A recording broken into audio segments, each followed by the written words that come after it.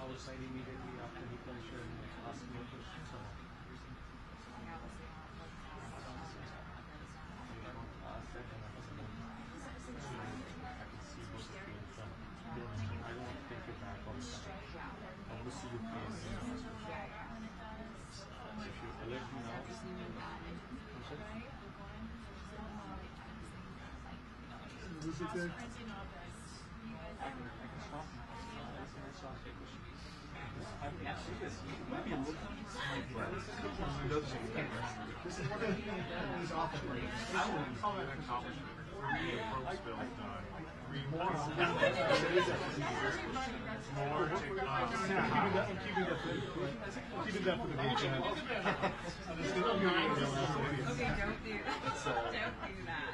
I'm just too almost 30%. Give it 10 years. The British are a little bit more cheeky, but then again, it's the British and they hate trans people. J.K. Rowling exists with him. Yeah, I know, man. J.K. Rowling's going to send me an angry DM.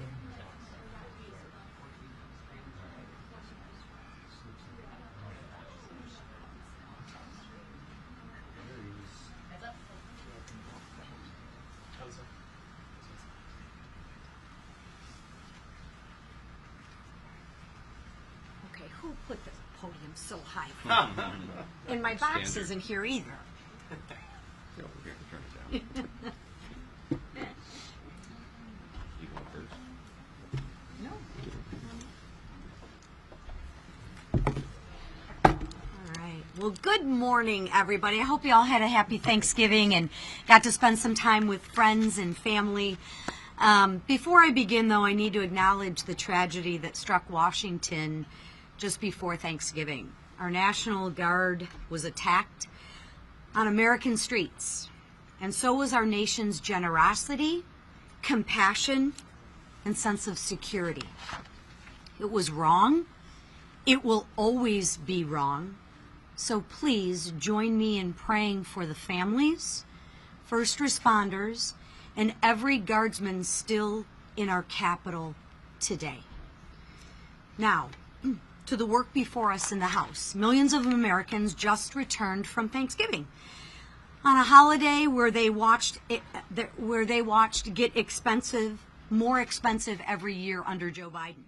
His policies sent prices on gas, groceries, and everyday essentials through the roof. While things aren't fully back to normal, families are finally feeling relief this year because of the Republican affordability agenda. Thanksgiving costs were down 5% this year. Turkey dropped 16%, and gas prices hit a 4-year low, making it easier for families to gather.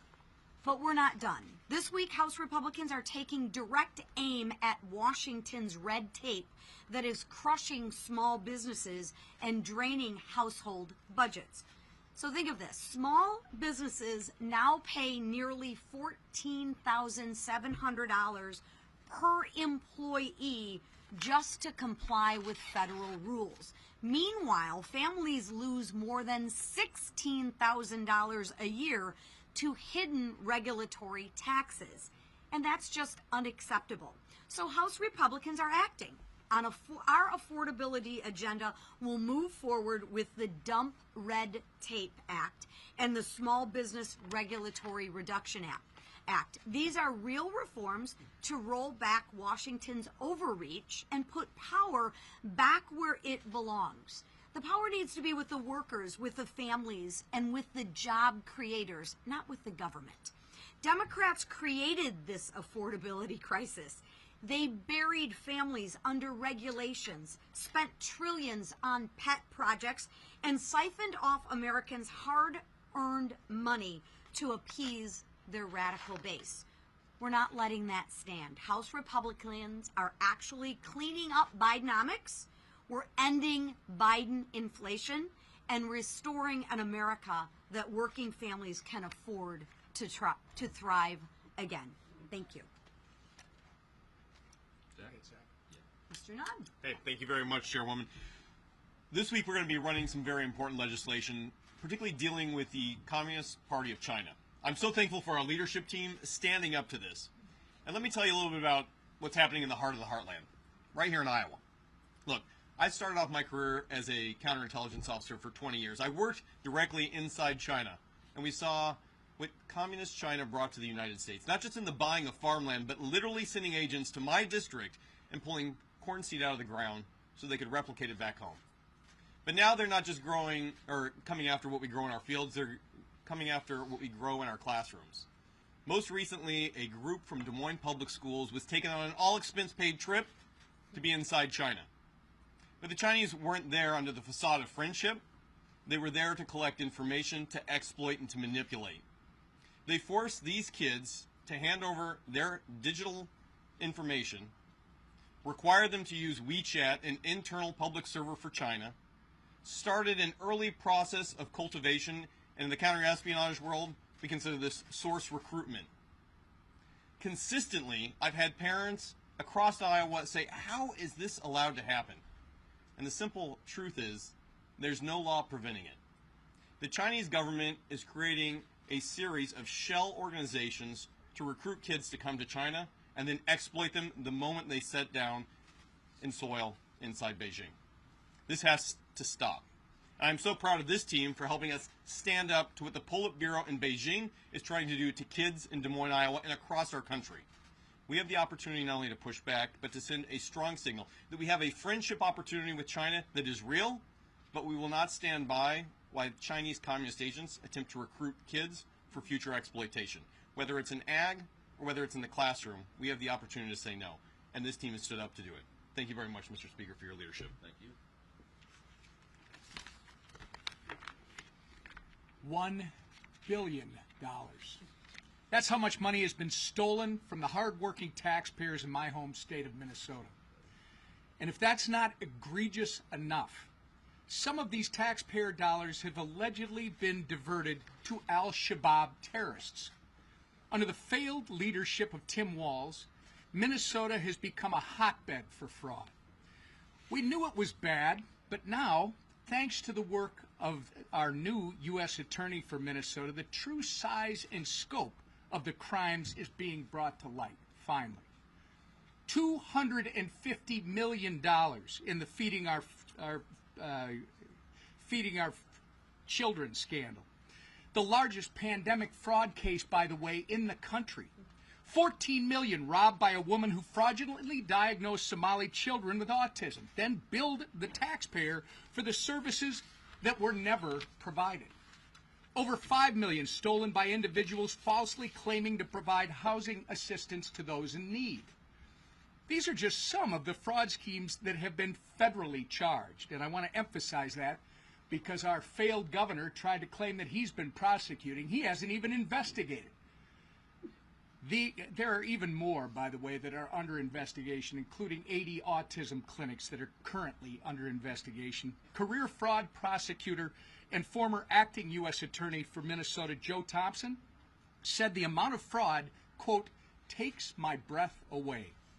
Even the New York Times admitted that the fraud in Minnesota is, quote, staggering in its scale and its brazenness. Between the meals, housing, and autism therapy fraud cases, 86 people have been charged.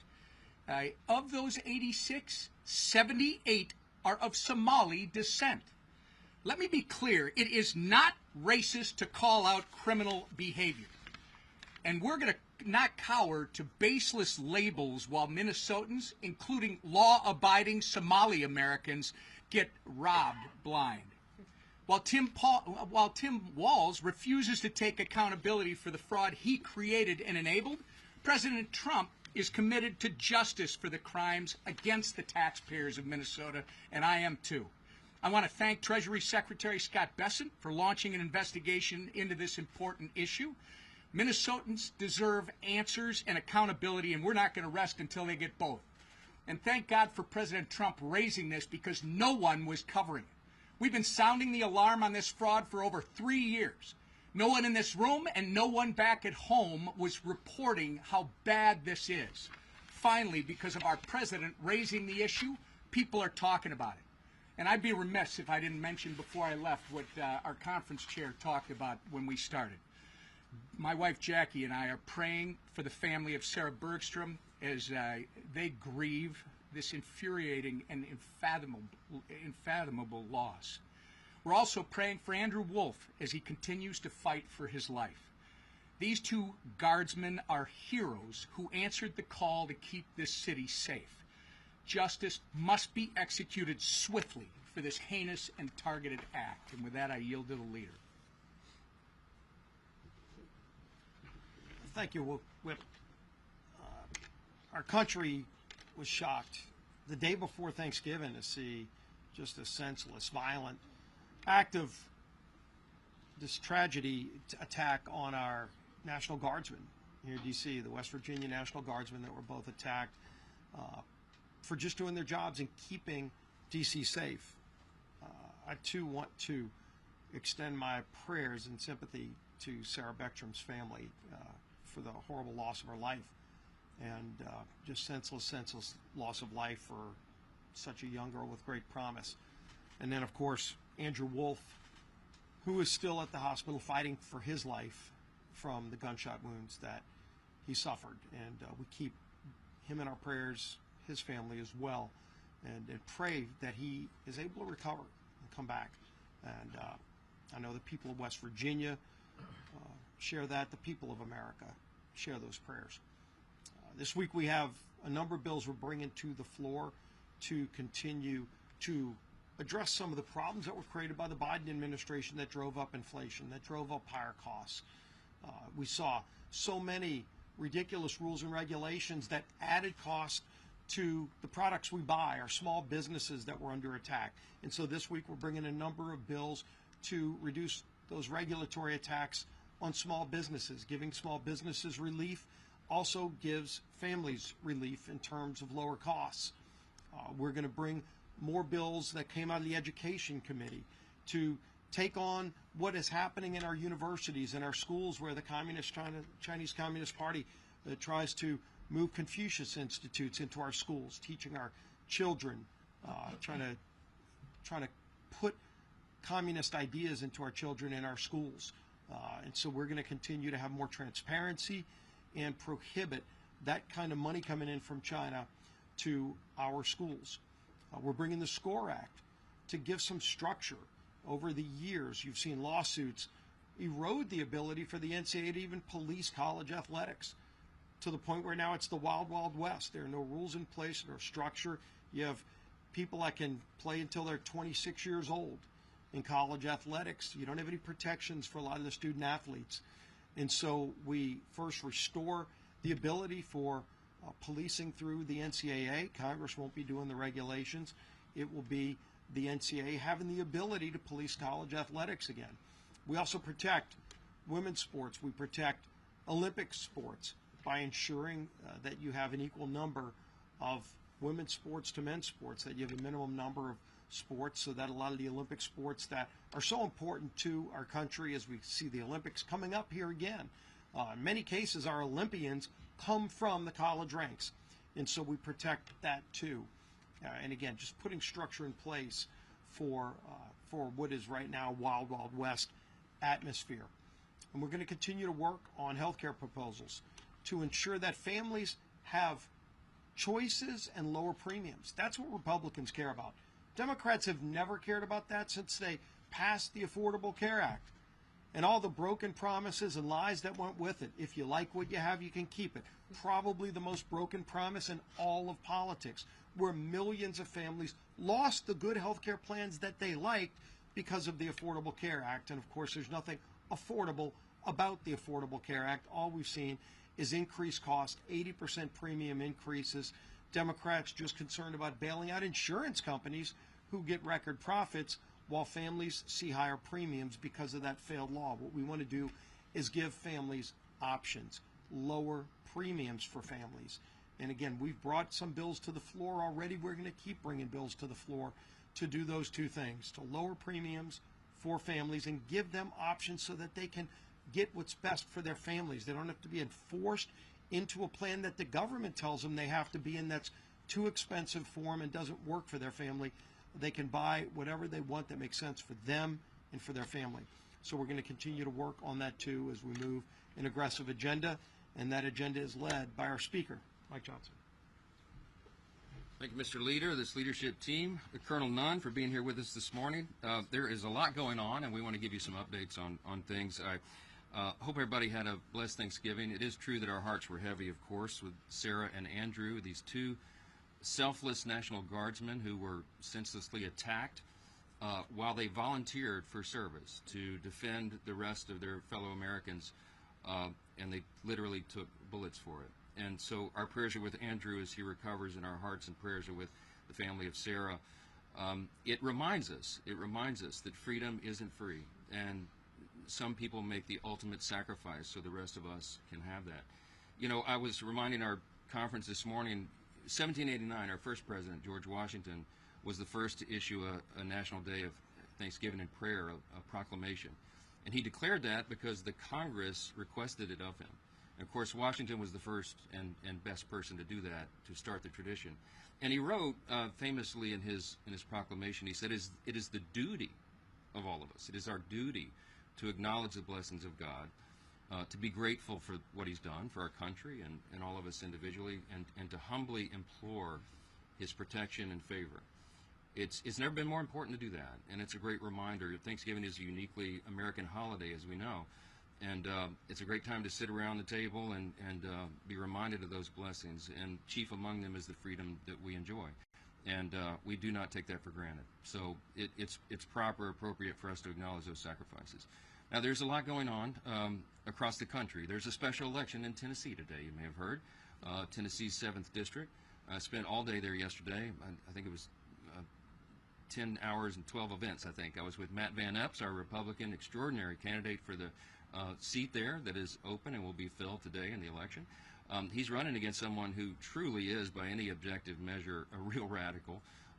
She famously said that she hates Nashville, which is the largest city in the district, which is kind of an interesting campaign strategy, and hates country music. You know, it's Tennessee. So Matt Van Epps is an extraordinary candidate by contrast. He is a lieutenant colonel in the Tennessee Army National Guard. He's a combat veteran. He flew combat missions, deployed 8 times over to the Middle East, and dodged missiles and bullets for his country. He worked in Tennessee state government and is a highly capable, competent, calm, common-sense conservative. He's exactly what that district needs. We're excited for him, devoted husband and father, America First Patriot. So hey, if you're in Tennessee's 7th District, Nashville, and 14 counties, go vote today. It matters. Special elections are strange animals, and anything can happen. And when you're in a deep red district, sometimes people assume that the Republican, the conservative, will win, and you cannot assume that because anything can happen. So we encourage everybody to go out there and make that happen.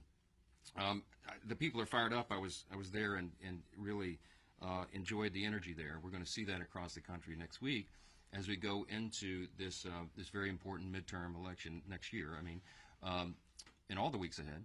And as we go into that election, remembering, again, how important all of this is. And as we put some posters up here to remind you and remind all of ourselves what an extraordinary run we've had in the 119th Congress. Now, in spite of the fact that we had razor-thin majority, I mean, it many times, as you know, 1 or 2 vote margin, we still have had one of the most consequential Congresses in the great history of this extraordinary nation. And you know, if you look at what has been accomplished for the first 10 months of this term, this year, the 119th Congress, this new administration, you could stack that up against any Congress in history. I think it's probably in the top 5 in terms of marquee landmark achievements. And, you know, part of our, both a blessing and a curse is we did so much of it in the One Big Beautiful Bill, the Working Families Tax Cut.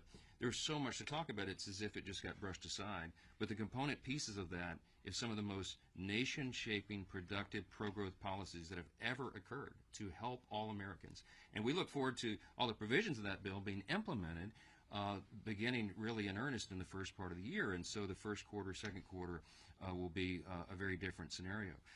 But we're excited to go through that. We can't fix everything overnight. And the Biden-Harris administration, as we said so many times, in 4 years really destroyed almost every metric of public policy. Don't go flip a switch to do that. It takes some time. And we've been working earnestly and around the clock to do that, to work on solutions, to solve all those problems, and to make government more efficient and effective, and responsive.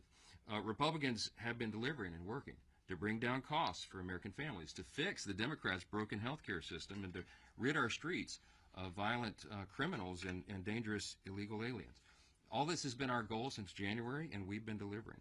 And as the year comes to an end, we started to reflect upon what we've done in that first 10 months and ultimately the first 12 months, and it's really something. The Working Families Tax Cut, let me just tell you some of the components of that, because people seem to have forgotten. It was a permanent extension of the 2017 tax cuts, which is collectively it's the biggest tax cut in U.S. history. Had we not passed the big bill, we would have had a $5 trillion tax increase on all hardworking American families as that expired in December. It was a marquee achievement. We also in that included permanent estate tax relief extensions. We had landmark Medicaid program reforms, which the CBO has said is going to save $185 billion and reduce premiums on everybody for their health care. We expanded the SNAP work requirements to get ineligible recipients off, young able-bodied men with no dependents or health problems. They shouldn't be riding the wagon, and they won't anymore. In the bill, we increased border enforcement and funding, generational investment in those things, and it's worked because guess what? The border is sealed. We don't have all these illegals coming across the border anymore. We included no tax on tips, no tax on overtime, increased standard deduction for seniors, free tax savings accounts for every child born in America, which will be announcing at the White House in an event this afternoon. Business tax provisions to incentivize investments and innovation. That's all in the bill and much more. We codified 67 of President Trump's America First executive orders so far, and there are many more to come. We repealed Biden-era regulations with 23 Congressional Review Act resolutions. Now, this is important, too. We've been making history along the way over the last 10 months. In the entire time that CRA's, Congressional Review Acts, have been part of the law, only 20 had been signed into law since the inception of that instrument. This year alone, we have already passed 23 of those out of the House, and 16 of those have been signed into law. That's a big thing. We've restored regular order to the appropriations process, and y'all know how what a big thing that was. The goal of mine since I became Speaker a little over 2 years ago was to restore regular order, because instead of governing by an omnibus before Christmas, which is no way to do stewardship, we wanted to get back to 12 separate appropriations bills. And as you saw, when we reopened government, one of the things the President signed was 3 regular order appropriations bills signed into law. What a marquee achievement. We had agriculture, legislative branch, military construction, VA bill signed into law, and both chambers and the appropriators are working right now to put the next bills, get them prepared, and get them enacted and signed into law. We've also, in the last 10 months, defunded wasteful spending through rescissions, billions of dollars there. We passed and signed into law the Genius Act, the bipartisan landmark crypto legislation. We passed and signed into law the Laken-Riley Act, the Halt Fentanyl Act, and the Take It Down Act. And the House has passed the SAVE Act, the Illegitimate Court Counter Action Act, Protecting American Energy Production Act, the Protection of Women and Girls in Sports Act, Fix Our Forest Act, the Ticket Act, Unlocking Our Domestic LNG Potential Act, American Entrepreneurs First Act, Stop Illegal Entry Act, Made in America Defense Act. I could go on and on and on. Remember, these are just the top lines. The House has passed 331 pieces of legislation this year that will directly improve the quality of life for millions of American families. And that's a lot to be thankful for. By the way, just this week, as was mentioned earlier, President Trump is signing into law the IRS Math and Taxpayer Help Act. It received little fanfare in the media, but it's a bill that will provide taxpayers fairer treatment when corresponding with the IRS regarding tax returns, and that's a big thing as we go into tax season in first quarter. It's the type of work that House Republicans are doing here every day in these halls. We're working on real solutions to real problems for our constituents. As I mentioned, the Working Families Tax Cut, if we were just to go through every provision of that bill that's going to make life easier and safer and more affordable for American families, we would be here until Christmas. So I'm not going to do that for you. But we're not going to rest on our laurels, okay? The American people delivered a clear mandate last fall for us to fix everything. And we're going to sprint through the finish line next November. We'll be adding a new member. I expect Matt Van Epps is going to win that election today. And we will bring our freshman class of Republicans up to the number of 36, adding another vote to that margin every single day, and we'll keep working. We're more confident than ever that the Working Families Tax Cut provisions are implemented as that happens in the first quarter, second quarter. American families begin to receive financial relief, Republicans are not just going to hold on to the majority. We're going to grow it. And over the next weeks and months, House Republicans will advance legislation to continue to bring down the cost of health care for working families, to ensure our fighting force remains the most lethal and the best prepared in the world, and to fully fund the government for the upcoming fiscal year in a responsible way while maintaining good stewardship of taxpayer resources. This week, as the leader mentioned, we'll pass legislation to reduce the regulatory burden on small businesses further, to keep the Chinese Communist Party out of America's classrooms. That's a big and important endeavor. And to establish a landmark nationwide NIL framework for collegiate athletics and empower student athletes to maximize their college experience. Despite the unrelenting stream of palace intrigue stories that fill the pages of your publications, House Republicans remain united and focused on delivering results for our constituents. That's how we've gotten this done. That's how we'll continue to do it. And that will be happening in earnest in the weeks and months to come. So we'll take a few questions if you have them. Okay. You're so eager. I got to get it. We have a relationship at this point. First off, happy Thanksgiving as well. But quick question: what are your thoughts about and not related to the Minnesota welfare scandal, but specifically, what are your thoughts about President Trump calling Governor Walz retarded? Well, look, that's not the word that I would choose. I think his reaction was probably a spontaneous one to the enormous amount of fraud that was announced there. We're thinking it may be, could be $2 billion. Congressman Emmer, of course, represents that state, and it is an outrage. And we're told that this was funding terrorist organizations in Somalia, and so it's a lot to look into. I mean, all of us, when we heard the news, we reacted in different ways, and you know, that's not the word I would choose, but I think everybody understands how absurd and crazy that is, and how Congress has an immediate obligation to look into it, and the administration is as well, and we're going to get down to the bottom of that. Governor Walz appears to have a lot to answer for, so it was a really stupid thing. Thank you so much, Mr. Speaker. You talked a lot about your accomplishments, and one you didn't mention is the SAVE Act, which the House has passed twice. It's still awaiting action in the Senate for some reason. But many are still asking when an in-person, same-day, hand-counted paper ballot measure will be passed, and will that be done in time for the 2026 election? Yeah, I've been asking that myself. I think that would be a really important measure to eliminate you know, fraud in elections. And there is some element of fraud in every election. We all know that. And we have a duty as lawmakers to prevent as much of that as is humanly possible. The SAVE Act has been a big priority of ours. I think I did mention it in the list, but it was so long. I certainly intended to. It's an important measure, and we would certainly love to get that signed into law. We need a little help in the Senate, of course, to do that. We don't have control over all elections. The states and our system, as you know, have a lot of responsibility over that, and that is federalism. We support that. The states have that in their jurisdiction of authority. We don't want to federalize all elections because that could open up a whole other can of worms. But with regard to federal elections, at least, you know, elections for Congress and Senate, we do have some say. And so the SAVE Act would be an effort to ensure that we eliminate as much fraud as possible. I've obviously been a big champion. I was a co-author of it before I became Speaker. We've been working on this, and we'll continue to try to get it done. So it's a big priority. Yes, ma'am. Yes, ma'am. Yes, ma'am. Thank you, Mr. Speaker. Elise Stefanik wrote on social media this morning that you are protecting the deep state by not including a provision in the Intelligence Authorization Act. What's your reaction to this claim, and why is House Republican leadership not united on this? Well, all of that is false. I don't exactly know why Elise won't just call me. I texted her yesterday. She's upset that one of her provisions is not being made, I think, into the NDAA.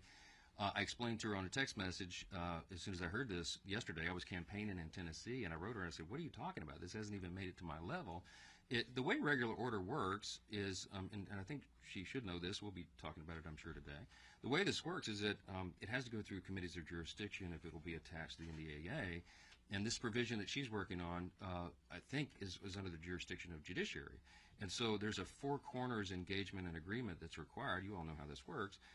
The two chairs and the two ranking members of the committees of jurisdiction, which would be judiciary and the House and Senate, all have to agree, or at least 3 out of 4 have to agree. It's typically unanimous to make sure that it makes it onto the bill. Well, in this case, I found out last night, this wasn't even on my radar, that apparently didn't happen. I haven't even talked to those chairmen. I haven't had time because I got in late last night. But apparently those the two chairs and the two rankers in both chambers did not agree, and so that provision was dropped out of the NDAA. It doesn't mean it can't become law or even that is a final decision. But I sent my friend Elise a text last night, and I said, can you find out what the issue was, and I'll help you resolve it. I support her provision. I mean, I would vote for it. I think it's smart. And I'm not sure exactly why it wasn't included. So I don't know why she's frustrated with me. I literally had nothing to do with it. But I'm happy to roll up my sleeves and help her. I want everybody to be successful, and we're going to try to make the bill the best it can be. On the Caribbean boat strikes, the administration has acknowledged that there was a second strike in that attack in September, but they have not said if there were any defenseless survivors. Should they release the video to Congress, the unedited video to Congress and to the American public? And two, if the defenseless survivors were killed, would that constitute a violation of the laws of war? I'm not going to prejudge any of that. As you know, both of the Armed Services Committee and the Senate and the House will be having hearings on this to review, and that's their role. I have been listening. Again, I was pretty busy yesterday. I didn't follow a lot of the news, but I caught up a little bit early this morning. That my assessment of this, my understanding is that most of the people that have looked at this, at least in a preliminary review, say that the admiral who ordered the second strike thought it was necessary to complete the mission. He's a highly decorated, highly respected admiral in the Navy, and he made that call. And so, we're going to have to look at that. I'm sure Congress has a right to look at it. I don't know how much of the tape should be released because I'm not sure how much is sensitive with regard to national security and all that. I haven't had a chance to review it, so I'm not going to prejudge it. But I will say that, it's not an unprecedented thing. One of the things I was reminded of this morning is that under Barack Obama, President Obama, he had, I think there were 550 drone strikes on people who were targeted as enemies of the country, and nobody ever questioned it, okay? And secondary strikes are not unusual. It has to happen if a mission is going to be completed. So I haven't reviewed the scope of the mission. I haven't reviewed that particular strike. I don't know what went into the admiral's decision matrix. But it's something that Congress will look at, and we'll do that in the regular process and order. I think it's very important for everybody to reserve judgment and not leap to conclusions until you have all the facts, and that's what we'll be uncovering. Yes. Secretary has to testify. Thank you, Mr. Speaker. The first note's a little bit self-serving. It's Giving Tuesday, and so just asking everyone to consider perhaps public television among the many worthy charities. Louisiana Public Television, one of the best. Yes, there's a plea to give to public television for Giving Tuesday. Okay. And then on healthcare, two of your members came out of the meeting just now and told me that it was their impression that the House Republicans are likely to get on board some kind of short-term extension for the subsidies while you work out long-term reform. They weren't members who love that idea, but they said it looks like that might be necessary. Where do you think things stand, and could something come before the House by the end of the year? I don't know who you talked to, but they might have left early. I was up there for quite a bit today. We were talking about a lot of issues, and what I said, we didn't commit to that. What I said is, when you have, this is just practical, okay? When you have a razor-thin majority, which we have, this is not like the old days. In the old days, they had 30, 40-seat majorities, and so 4 leaders could go in a back room, create the agenda, and hoist it upon everybody and say, this is what you're doing. And if 20 or 25 people disagreed, they said, so what? Go jump in the Potomac. We're moving forward. Okay, it doesn't work that way, right? And when in an era of small margins, I literally have to get almost every person in the room on board. Now, healthcare is a very complex issue. And I want to point this out. Look, it is not the Republicans who broke American healthcare. Next week, we'll go into this in real detail, and I'll show you the whole timeline. The Democrats broke healthcare, okay? When they created the Unaffordable Care Act, 15 years ago, they promised you that everybody could keep your plan, keep your doctor if you want it, and that your premiums would be reduced on average by $2,500. Exactly the opposite was the truth, and premiums have risen in some cases 60, 80% over that time. They broke the system, and every time the Democrats have gone in to try to subsidize the broken system, they've spent more and more taxpayer dollars, and they've been wasted. The COVID-era subsidy only affects 7% of Americans, okay? All this hullabaloo is over 7%. Now, every American, 100% of Americans need their health care costs to come down. Republicans have ideas to do that.